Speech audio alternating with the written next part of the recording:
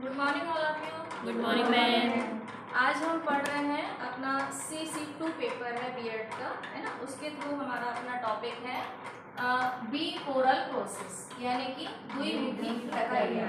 द्विमुखी प्रक्रिया को जो हमारे शिक्षाविद हैं जॉन एडम्स, उनके अनुसार उन्होंने शिक्षा को कहा है कि शिक्षा क्या है, शिक्षा कैसी प्रक्रिया है, शिक्षा दो ध्रुवी प्रक्रिया है ना।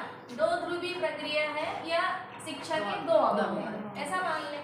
अब शिक्षा के दो अंग हैं तो उन्होंने कहा कि भाई शिक्षा के दो अंग कौन, तो अपन यहाँ देखें कि शिक्षा के दो अंग या दो ध्रुव कहें तो पहला है शिक्षक और दूसरा है विद्यार्थी। हो गए दो। अब यहाँ पे देखो कि जो शिक्षक है तो शिक्षक क्या करता है, वो बच्चों को मार्गदर्शन देता है, ज्ञान प्रदान करता है, उनको पढ़ाता है, समझाता है, जो भी बौद्धिक नॉलेज है वो सारी चीजें प्रदान करता है किसको, विद्यार्थी को। तो यहाँ पे जो पहला पक्ष है वो प्रभाव देने वाला है, तो यहाँ ज्ञान शिक्षा देने वाला कौन है, शिक्षक। और विद्यार्थी क्या है, ग्रहण करने वाला है। क्या ग्रहण करने वाला है, ज्ञान शिक्षा, जो मतलब शिक्षक दे रहा है मार्गदर्शन, ज्ञान, बौद्धिक जो भी चीजें शिक्षक से मिल रही हैं वो विद्यार्थी क्या ग्रहण कर रहे हैं। तो पहला पक्ष यहाँ पे हो गया प्रभाव देने वाला और दूसरा पक्ष हुआ प्रभावित होने वाला। अब ये प्रभावित कैसे हुआ, वो प्रभावित ऐसे हुआ कि शिक्षक की ओर से उसको मार्गदर्शन, निर्देशन, ज्ञान, है ना, बौद्धिक क्षमताएं, बहुत सारे चीजें उसको मिल रही हैं कि भाई विद्यार्थी ज्ञान ग्रहण कर रहा है। तो ये दूसरा पक्ष हुआ और ये शिक्षक से प्रभावित हो रहा है। ये हो गया किसमें, जॉन एडम्स के अनुसार दो ध्रुव प्रक्रिया में। अब जॉन डीवी ने भी अपनी दो ध्रुवी प्रक्रिया बताई इसी में शिक्षा की दो ध्रुव होते हैं, दो अंग होते हैं। तो जब जॉन डीवी ने बताया तो उन्होंने क्या कहा, उन्होंने कहा कि एक तो होता है मनोवैज्ञानिक और दूसरा होता है सामाजिक, है ना। तो मनोवैज्ञानिक में उन्होंने कहा कि जो सीखने वाला है, जो सीखने वाला बच्चा है उसको हम, जो सीखने वाला बच्चा है उसको शिक्षक कैसे सिखाएगा, उसकी रुचि के अनुसार, उसकी रुझान के अनुसार, उसकी इच्छा के अनुसार, उसकी शक्ति के अनुसार शिक्षक बालक को सिखाएगा, ज्ञान देगा, पढ़ाएगा। ये बात की थी किसने, जॉन डीवी ने। अब यहाँ पे दूसरा ध्रुव उन्होंने बताया सामाजिक। सामाजिक बताया तो बालक का जो वातावरण है ना, सामाजिक तो सभी है, शिक्षक प्लस विद्यार्थी सभी सामाजिक प्राणी है, लेकिन जो बालक का वातावरण है, जो उन्होंने दूसरा ध्रुव सामाजिक बताया, तो बालक जिस परिवेश में, जिस वातावरण में, जिस प्राकृतिक पर्यावरण में वो रहता है उसके अनुसार वो ढलता जाता है कि आगे वो क्या बनेगा, है ना। तो यहाँ पे तो शिक्षक बालक की रुचि, रुझान, शक्ति के अनुसार पढ़ाएगा, बालक वैसा ग्रहण करेगा। लेकिन कई परिस्थितियां ऐसी भी होती हैं सामाजिक तौर पे कि प्राकृतिक और पर्यावरण, वातावरण बहुत ज्यादा प्रभाव डालते हैं बच्चे के सीखने पे, पढ़ने पे, इस तरह से। तो ये हमने आज क्या देखा, जॉन एडम्स के अनुसार द्विमुखी या द्विध्रुवी या दो अंग या बिपोरल प्रोसेस, ठीक है ना। अब हम आगे अगली प्रक्रिया देखेंगे, तो अब आगे चलते हैं, ठीक है। अब हम CC2 पेपर का जो अगला टॉपिक है, यानी कि ट्राइपोरल प्रोसेस, त्रिध्रुवी प्रक्रिया, इसको शिक्षा के तीन अंग भी कहते हैं, तीन ध्रुव भी कहते हैं, जो कि जॉन डीवी के अनुसार बताए गए हैं, ठीक है।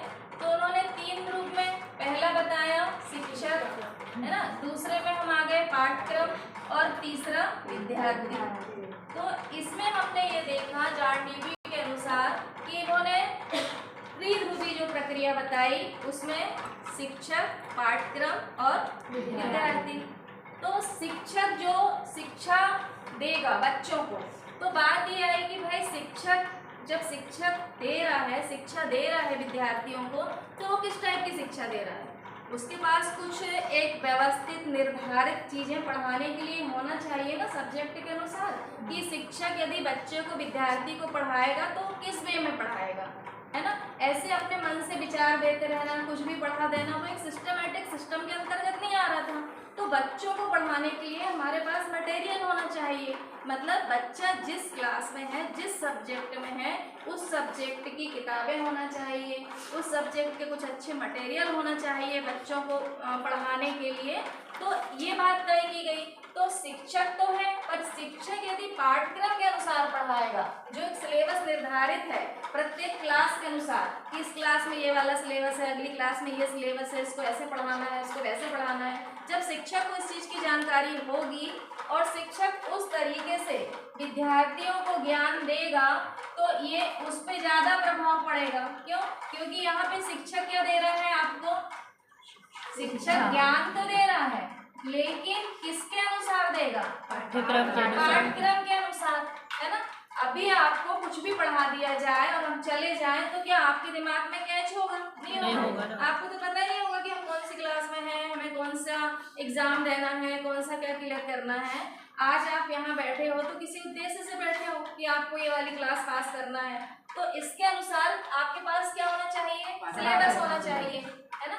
और सिलेबस के साथ शिक्षक ज्ञान दे रहा है, जो ज्ञान दे रहा है, तो बच्चे जब सही ज्ञान देगा, एक व्यवस्थित ज्ञान देगा, तो बच्चे उससे प्रभावित होंगे।